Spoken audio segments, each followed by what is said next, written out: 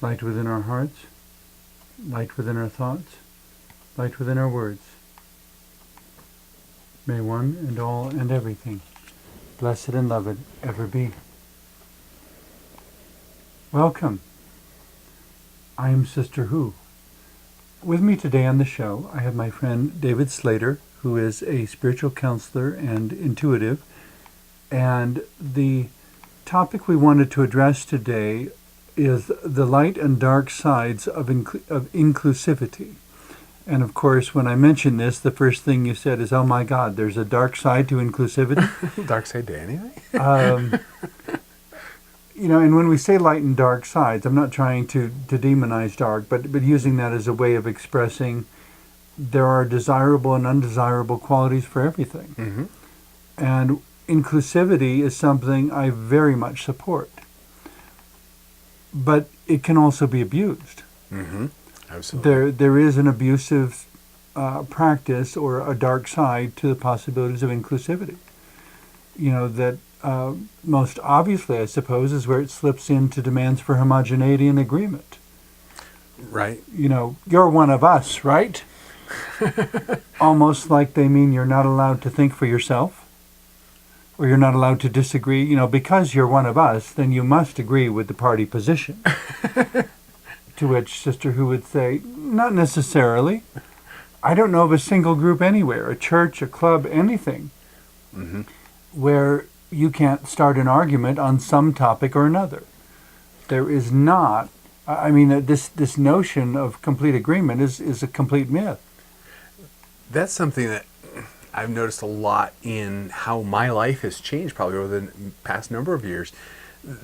Having a strong belief structure now for myself, and finding that I can't proselytize anyone to it because there's no threshold. The concept of loving or interacting with people is the basis of so much of this. And there's no, you've said the prayer, or you've signed the document, or you've become one of us. Become one of us. You've been assimilated. Yes. It's when someone becomes themselves. Mm-hmm. And in its amazing diversity and differences. Yeah, it very much throws a shadow or a big question mark on activities of proselytizing or evangelizing or trying to convert somebody in any sense of the word. Yes. I'm not trying to convert anyone. I'm trying to help them discover whatever they experience as truth. Yes. And accepting that they may discover something quite different than I discovered. I could imagine a day of being in a group of people where I may say hello 5, 10, 15 different ways in different languages even. Mm-hmm. I love that concept. This beauty of having lived in America all of my life. And I sat with my daughter one day and we decided, wait, how many different ways do we know how to say hello? Mm-hmm. And I'm not a linguist. Mm-hmm. And she and I counted up 14 different ways that we could say hello. And just off the top of your head, just without really even doing any research. Exactly. And just because that's part of this culture, or over culture, as I've heard someone say. And it's delightful. Where I can see where you're potentially also heading another direction in a darker side of inclusivity is when there's demands to include someone's victimization. Okay. And I'm not quite sure I understand what you mean by that. So many people want a separateness or a listing as a disability, something about them to make them included in society but kept apart because of a prime example, and it's a joke, but it's fun. And I don't know if I told you about the healer that goes to a bar. Healer goes to a bar and doesn't take long for folks to understand, oh, this is an amazing healer. And pretty soon, the blind can see and the lame can walk, and it's really getting pretty neat. Okay. Well, the healer decides that they want to go use the restroom. So they're walking the length of the bar, and as they're walking the length of the bar, someone jumps off the bar stool and says, oh, keep your distance, I'm on disability. And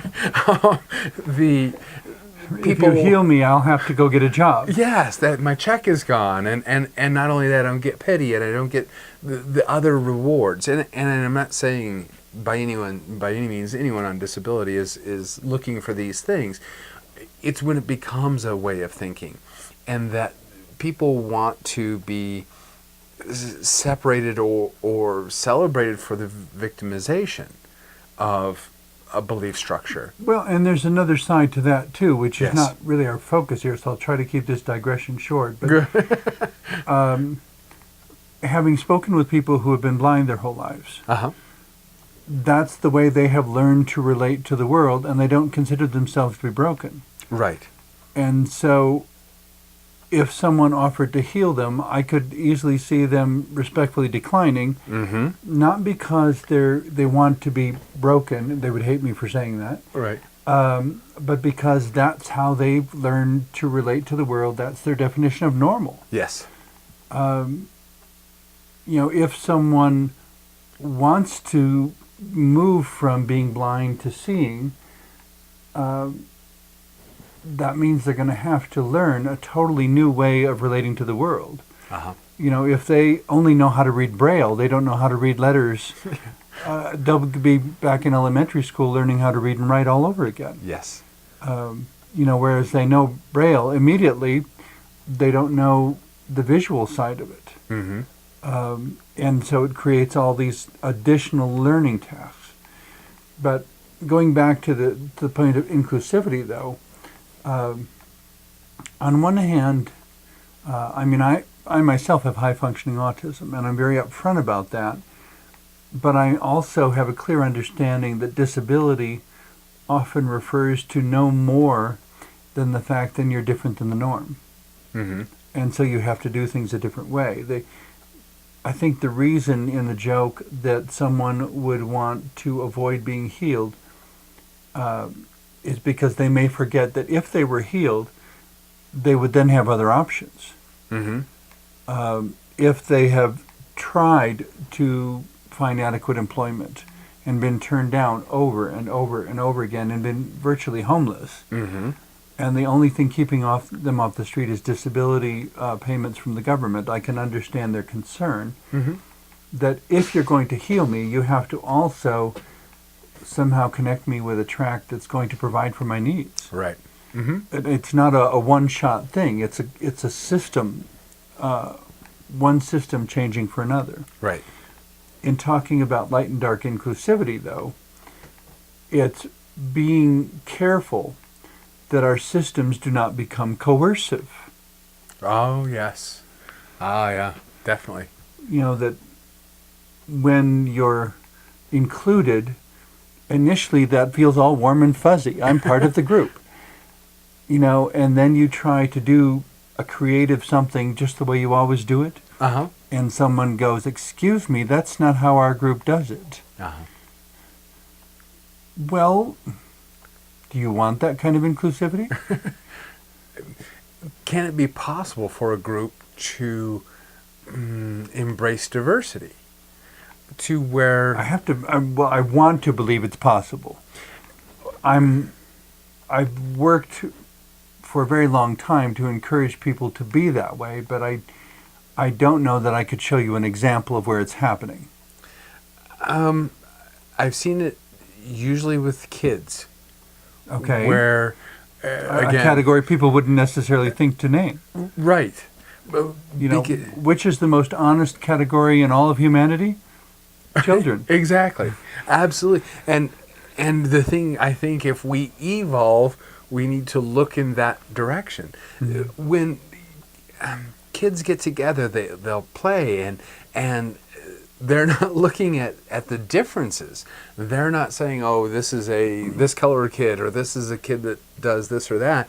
And when they do something different, it's more of, "Wow, that's kind of neat. What's that about?" And they want to see that. So, why do you do that? Yeah, exactly. They just ask it right out. I wonder sometimes if a lot of adult communication is really confused and discombobulated specifically because we're trying to avoid the allegedly rude question of why. we don't want to question somebody doing whatever it is they're doing. We're trying so hard not to embarrass somebody who might be different without understanding what was really going on. Exactly. But children can ask that. They can, and unfortunately, you'll see the parent go, "Oh, you don't do that," or whatever. But wouldn't it be delightful that we can be so secure with ourselves? I've had the chance to be overseas, and I've had the chance to sit with folks and say, "Okay, I don't know your culture, so treat me like a slow child, and spell it out. You're not going to hurt my feelings. I want to learn your culture, and tell me what helps and what doesn't help." Again, in Korea, where my friend and I eat very hearty, and we ate the last out of a bowl, and our your host was horrified? Our host grabbed the bowl, jumped up, and ran into the kitchen. And then we hear speaking in Korean, and I thought, oh my goodness, we just created an international incident. The mom comes back out and says, "Oh, my family is so mean to me. They never empty a bowl." And it's a huge compliment to the cook to empty a bowl, and because there's multiple bowls of food there. And so we actually did a wonderful thing, but we were so worried about it. So why did he jump up and run out of the room with the bowl? He was excited that she was going to get a compliment from these foreigners. Oh, he was like, look. Yeah, they emptied a bowl, and so we proceeded to empty about 4 or 5 more. So I don't know if at some point we crossed the line of being rude, but the thing is see, and in its own way, that's actually the bright side of inclusivity. Yes. And without realizing it, you were doing exactly the right thing, and it built a bridge where suddenly you and your hostess could have an appreciation for each other. Yes. And you didn't even realize the opportunity was there, but thankfully you stumbled right into it. Yes. And wouldn't it be wonderful if we could do this with everybody? This is why I so enjoy speaking with you. I have to eliminate the guesswork that everyone else does. Okay. The thing that drives me crazy is people are I was talking to somebody the other day, and they were saying, okay, I have these 2 men in my life, and I can't talk to either one of them. This one feels this, and this one feels that. Okay. Okay. I said, you can't talk to them, but you know how they feel. And then she's projecting this future of what's going to happen and be. Okay. And the other person is probably projecting a completely different future. Of course. And you're in the middle having to sort out these totally incongruous pieces. Well, thanks to my interaction with you, I said, okay, stop. You can't speak to either one of them, yet you know how they feel. Okay, that's the most ridiculous thing. How they feel. Well, and that's exactly it. What makes it more complicated is that both of them claim to be clairvoyant. Well, no, neither. These were young kids. Yeah, but if they were 2 intuitives... Oh, yeah. I've seen the same thing happen with 2 intuitives. Oh, yeah. I know the situation. No, really, I know the situation. And it's like, but you're talking about the same situation and you're not saying the same thing. Well, fortunately, they were talking. That's the thing. So many people won't talk. If you can get them talking. And if they do talk, they will go on presumptions. I can't go on a presumption at all with you. And that's a gift you give to me. Why would you want to? That's my point. Wouldn't it be wonderful? If you don't know, ask. Exactly. And wouldn't it be great to build a society on that, where there's this, okay, this is exactly how I feel. I'm going to say what I mean and mean what I say.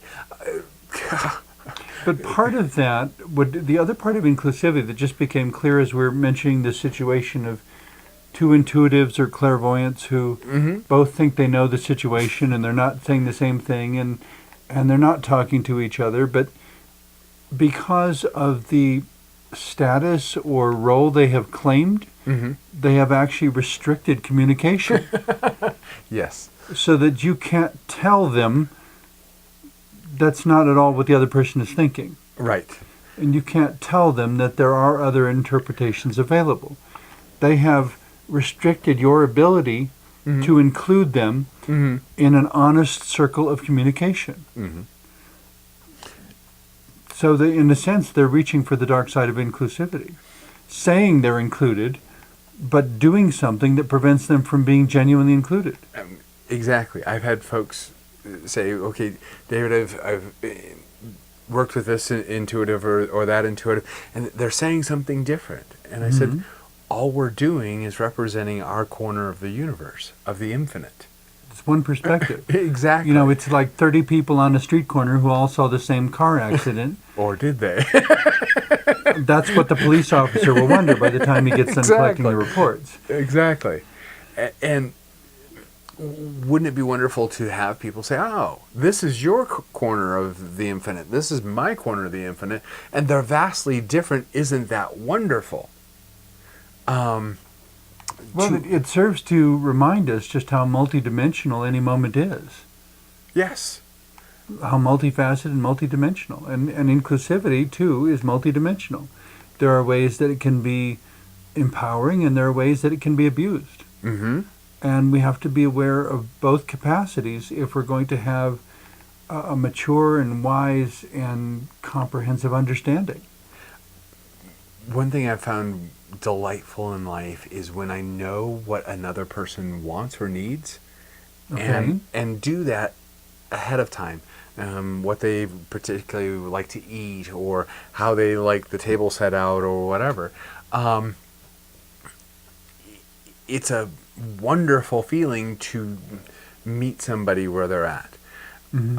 I've had the strangest experience in my life. There's not many things I'm particular about, and people have blamed me that. However, No, actually, and it still stays that way.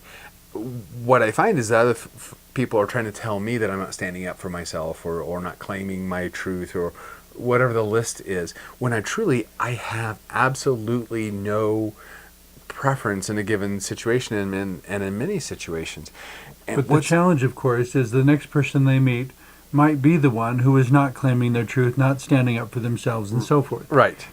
And you have become indistinguishable from the person who's being insufficiently assertive. Correct. And who thereby is being dishonest. Yes. You know, are you okay with this? Oh, yes, I'm fine. Really, I'm so That's a fine good with this. I affectation. am so fine. You know, and by the time they say it 4 times, I kind of look at them and say, if you repeat it one more time, I'm going to know you're lying. Exactly. You know, I don't know who you're trying to convince. Me or yourself. Exactly. When you can have not a preference in something and be able to allow somebody else's preference, if you will, it becomes magical. It becomes. Yeah, when I said however a moment ago, I was thinking you might be leading to the 1 or 2 things where it matters. Oh. You know, that 99% of your life is flexible, but, you know, in this one area. Oh, I'm sure there is. And I believe I've spoken up for those. Okay. Because if I'm fish out of water, I'll say, oh, this is putting me fish out of water. It drove my kids crazy. They'd say, Daddy, what's your favorite? And it's like, favorite. And I don't really have a like, favorite. I don't have. In this moment, the second you asked this question, this flashed into my mind. That's the best I can give you. And I don't know why that is, and I'm not claiming it to be a higher thing or a lower thing or anything by any means. But it can I'm become so a very evolved, I don't have preferences anymore. Exactly. Ooh, aren't I special? Whether you have preferences or not, you know, to me has nothing to do with your spiritual growth or evolution or what have you. Exactly. Ideally, I guess on the level, you know, referring to self-awareness, if you do have preferences, you've given at least a little bit of thought to why you have the preferences you do. Uh-huh. You know, what purpose do they serve in your life? And if they don't serve any purpose, maybe there don't need to be a preference. And that's where... But that's for you to decide. Yeah. And I did go through that cycle in my own life. Even if you do have a preference, to be able to set that aside for a moment, to bring something out in someone else. Again, the diverse cultures are what's so wonderful. To learn something new about someone else. Well, and there are occasionally times when I set my preferences aside in order to be inclusive. Yes, exactly. And sometimes that's okay, but sometimes I found that what I'm setting aside really shouldn't be. Correct. You know, that if I'm oh, if I'm a neatnik and everybody wants to be a messy. Yeah. You know, I find certain friends, I can go visit them for just about 1 week, and then I either have to start cleaning or leave. Because beyond that, I'm going to become a really unpleasant person to live with. Yes. And, you know, that's the point where I should not be making any more sacrifices for the sake of inclusivity, because Right. I have reached my limit. And looking at it as a sacrifice, again, that's a prime example. I've had the times where having a blast with someone, movie night or whatever, and during the movies, yeah, the popcorn doesn't get put away immediately and all like that. Once everything's done, then the cleanup happens. Then both are honored in a wonderful way. And Integrated. integrated, because I've been the compulsive cleaner at times in my life, and I saw where I missed life because I was so busy cleaning. Neglecting the relationships because you were too busy with the logistics. Yes, or letting something bother me that on investigation it's like, oh, well, that didn't need to bother me. Setting a time for each thing, or How many bringing sitcoms have we seen where it's two people each, forgive me, all literature people, but the author of The Gift of the Magi, Okay. and I'm just blanking on the name at the moment, but it's a literary story that demonstrates the same principle of two people each trying to give something special to the other at the same time as, you know, so that what they're giving is mismatching. Yes. You know, and if I remember The Gift of the Magi correctly, he was buying some beautiful combs for her to wear in her hair. Yes. And she had her hair cut off and sold it to a wig maker in order to get the money to buy his Watch chain or a something. watch chain, Yeah. but came to find out that he had sold the watch to buy the hair combs. Yes. So each one of them was not able to use the gift because of what they had given in order to provide for the other. And it became this mutually sabotaging kind of thing. And the question is, at the finish of that story, is that a sad story or is that a happy story? Well, the point is they demonstrated love. Exactly. They demonstrated love to the point of being self-sacrificing, which is very significant. You know, at some point, obviously, his next present is going to be a watch, and her hair will grow back by that time. But you know, so things will rebalance. You know, and the universe is always in a process of rebalancing things whenever they fluctuate, because they're fluctuating constantly. But to include in an intelligent way, if that's a legitimate phrase to use here, self-sacrificing love, but understanding that when you sacrifice too much, there's a certain brokenness that follows also. And trying to find the balance between the two. I've advised people on picking partners that way. It's nice to find that partner who would willingly give you a kidney, but beware of the one that'll give you both. Because you're without a partner again. Yeah, and you know, I'm generalizing, of course, which is never terribly recommendable to do, but to beware of the partner who wants you to fill the void within them. They want to be included in a relationship, but the inclusivity actually becomes a form of enslavement. And the thing that makes it so tragic is that what they are seeking is not something you can provide anyway. And so you're becoming enslaved to a situation that cannot be healed. And so there's a sense in which you're accomplishing inclusivity, but you're accomplishing it on absolutely unhealthy terms. Indeed. You know, and I'm sure there are people who want to be married just so they can be included within the population of married people. Yeah. Because something about their cultural upbringing or their understanding or something says it is absolutely wrong to be alone. Yeah. I remember seeing a movie about relationships once when I was in college, where some actors in a particular sketch within the movie, and trying to over dramatize the point,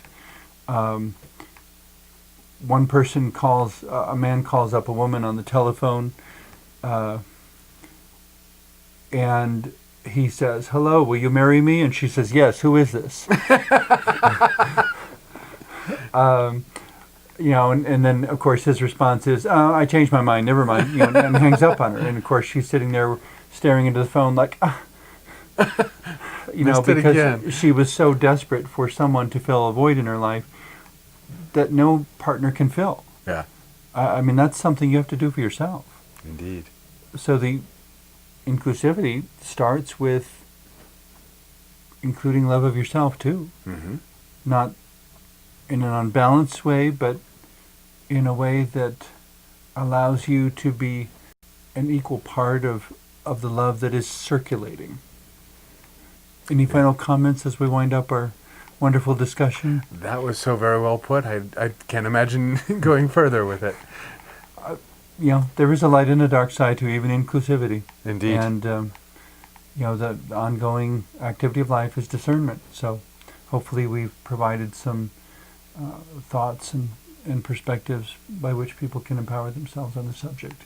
Indeed. In any case, thank you. Thank you. And thank you all for watching. Indeed.